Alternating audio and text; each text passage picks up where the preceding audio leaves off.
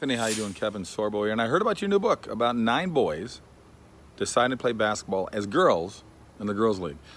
And I got to tell you, Anthony, I don't think that's fair. I don't think that's fair. I mean, that's happening a lot right now, but it's not fair to girls. Don't you think it's not fair to girls? It's called Transgender Hoops. Identifies female.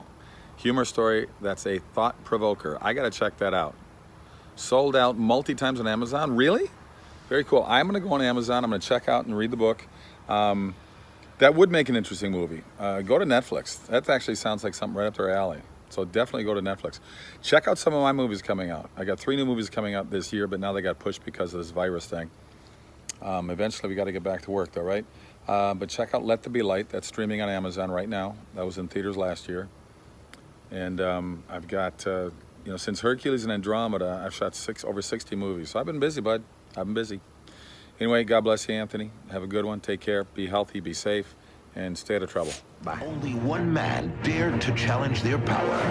Hercules. A film that's coming out tonight, and it's almost the antithesis of that, right? Produced outside of Hollywood with Sean Hannity, as you know, not funded by Fox Hollywood News at all. Channel, so we have to disclose that financial relationship. He's on the Fox News Channel. No, it's true, and so we're kind of excited that because this film takes a different look. This is a film that Hollywood used to produce, the uplifting film, the film with godly characteristics. Prior to the 60s, Hollywood produced It's a really, faith-based film. character-driven movies, and now it's changed. They celebrate the anti-hero. They celebrate sort of the negativity in life, Right. which is weird to me. But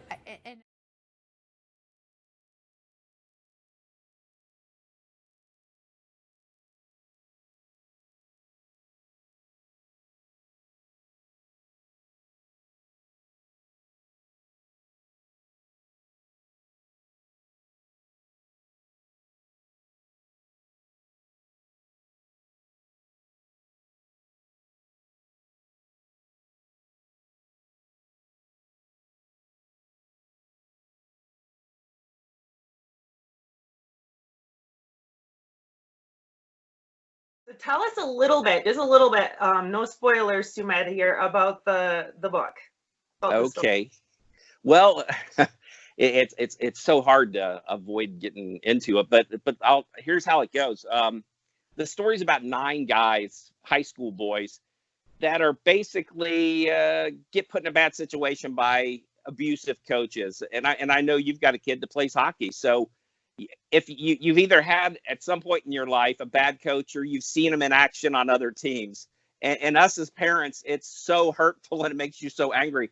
So you get to see what happens, and that's kind of what sparks this whole story. It was written really as a fictional sports novel to get your interest into it, and that's what happens in the story. That's what sparks it. These poor boys have no chance of going to college. They had these great college dreams of playing sports and earning a scholarship. Without that scholarship, they have no chance of going to college. So in rolls into the story two gentlemen that kind of transform and changed these young men's lives, not in a good way for them, but not in a good way for the rest of the world. And what happens is they find a loophole in the system. And we all know what that loophole is. It's that blind political correctness that enables you to, in 1 second, be able to say, I choose to identify as a female, and now I'm allowed to play in women's sports. I'm allowed to play against girls the next day without taking any hormones, without doing any kind of surgeries, without seeing anyone. You just selectively do it. And that's what sparks the story. These 9 boys have an event that pulls them together from 4 different high schools here in Cincinnati. I won't mess that up. You got to read it to get it. But and they move on and they have great success, and they use, as bad as it is, they end up using that political correctness and that identifying as female as like a force field for them. They're untouchable because everybody knows that the PC sledgehammer will come down on you hard if you buck up against them. So they take advantage of that. Story goes on, and you're really going to have to read it. But the end of the story is that point to where realization hits, and that gut check. And it'll be that gut check for every reader that reads the book about what have I done? Basically, in the process of doing this to help 9 boys, I've burned Title IX to the ground. I've destroyed women's sports. That's over. So that's kind of, I guess, the little spoiler alert part. That's kind of short version. Reality. Yeah.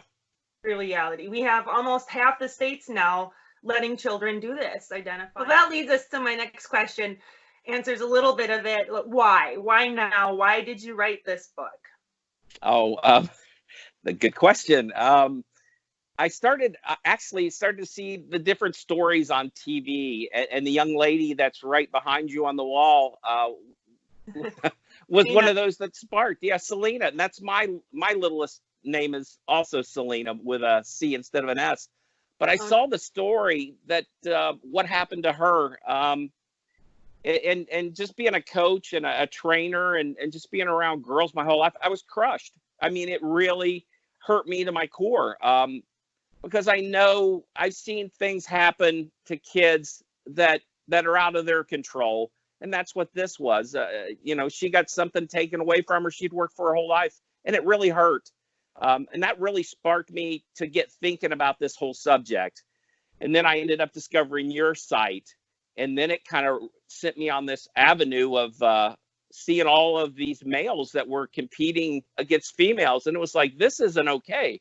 I'm a nice person, but this just doesn't work. And that's kind of the thing that geared me towards making this, writing this story. It's what sparked me, I guess you'd say. Yeah, it's really unfair what these young girls have had to go through. And Yeah. for those that aren't aware, that is Selena Sewell there. She is the first athlete to really step up in the United States, and she's a high school athlete who in Connecticut has had to race against transgender boys in track and field and has lost out many opportunities because of that. She's lucky to be joined now by a few other athletes in a Title IX complaint against the Department of Education. So luckily the Alliance Defending Freedom is helping them with that. And thankfully we have people like you helping us raise awareness of it.